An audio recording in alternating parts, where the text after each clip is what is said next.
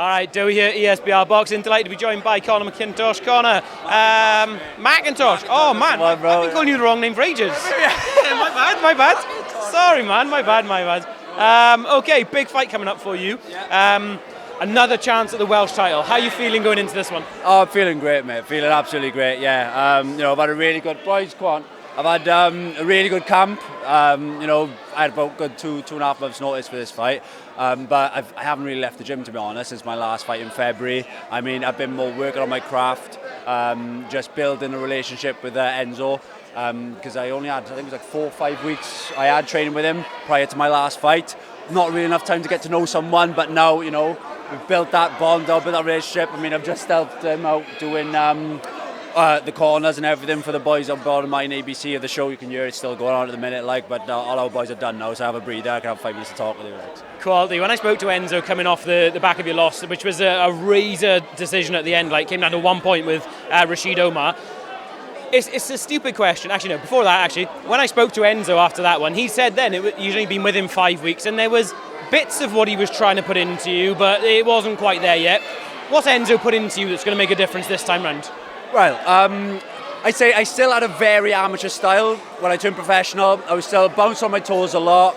Pitter-patter shots, not really planting my feet and driving my shots through. I mean, not a lot of people know this, but I actually do carry power. Do you know what I mean? I can bang a bit. I can take a shot when my feet are planted to the ground. Do you know what I mean?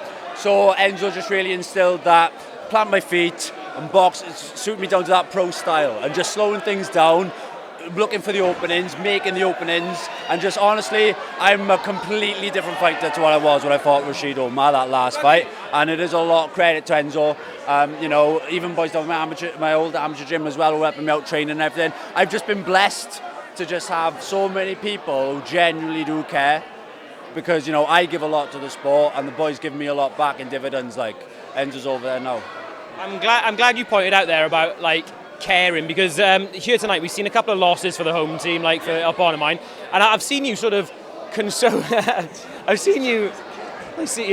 talk about that later.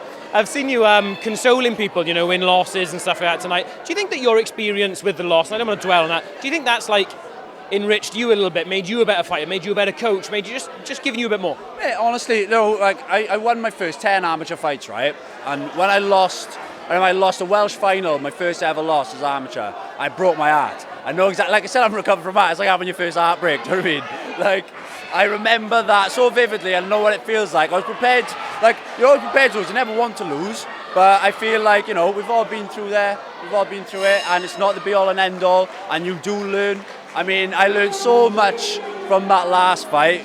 That 10 round, I'd only ever done 4 rounds before that. I went straight into a 10 rounder, because I'm not in it to just, pad my record, have part of bowl people over. I want to be in tough, hard fights, entertaining fights, and I just love the sport. And and I think that having that loss, I can bring it on to the youngsters who come in who are gutted when they've had a loss. It's not the be all and end all. It's amateur boxing for these boys. Do you know what I mean? You got to lose some to learn. Do you know what I mean? Yeah, absolutely. And talking about your next fight, then obviously title fight again. How much do you know about Nathan Howells? Mate, honestly, like I said in my last interview with Kieran Gibbons, I don't know much about him. I mean, I don't think he's had much amateur experience. I know he's had a lot of tough contests with international opponents who are tough with winning records, do you know what I mean? So that's not to be sniped at, I haven't got my head up my ass thinking because he hasn't done much in the amateurs, that it's going to be a walk in the park. I know it's not going to be a walk in the park. Any man who gets in there, puts a pair of gloves on, even with the novices, they're even harder sometimes, because they're unpredictable. Do you know what I mean? Unpredictable, open class boys, a bit more predictable, but with these lads who haven't had much experience, and honestly, I respect anybody, and I'm training for the title. I'm not training for an individual, I am training for that Welsh title, and I know what work has to be done, and I'm doing it all. I've got all grounds covered. Honestly, I can honestly say that.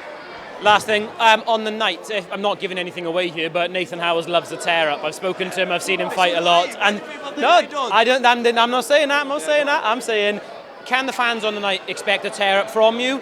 Or is it going to be just sort of mix it up a little bit, get some of that amateur style back in, maybe try and win a few rounds, or do you want to get in there and mix it up? It's going to be a boxing clinic. I mean, I feel that I'm just going to go in there super composed. I'm not going to let the crowd get to me like I did last time, because I remember like I got mate, it's weird. I had vivid dreams like that he was going to tag me in the first round with the left hand, and then it happened in that last fight, and the boxing tended to just went out the window a little bit. And you know, we had a terrible, like a Gatti Ward type style. This is going to be a lot more composed, a lot more disciplined. I have a lot more faith and trust in Enzo now as a coach, because we've built that bond. You know, we've been away on shows together. I've helped out with Ish. You know, we do things outside of the gym as well. You know, we've got a good stable coming up. We've got, you know, obviously Ashley Johnson, Willie Glaney, Angelo, like all the boys were coming through now. We've built that nice team atmosphere, and it's just great to be around. And I'm just really looking forward to fighting next Saturday, getting the job done, and just, you know, having a few quid for Christmas as well. I've just bought a new house, so I'm going to do my daughter's bedroom out as well. So yeah, I've landed, can't wait. No better motivation than the children. Oh, of course. There we go, Conor. Thank you very much for your time, and all the best next week.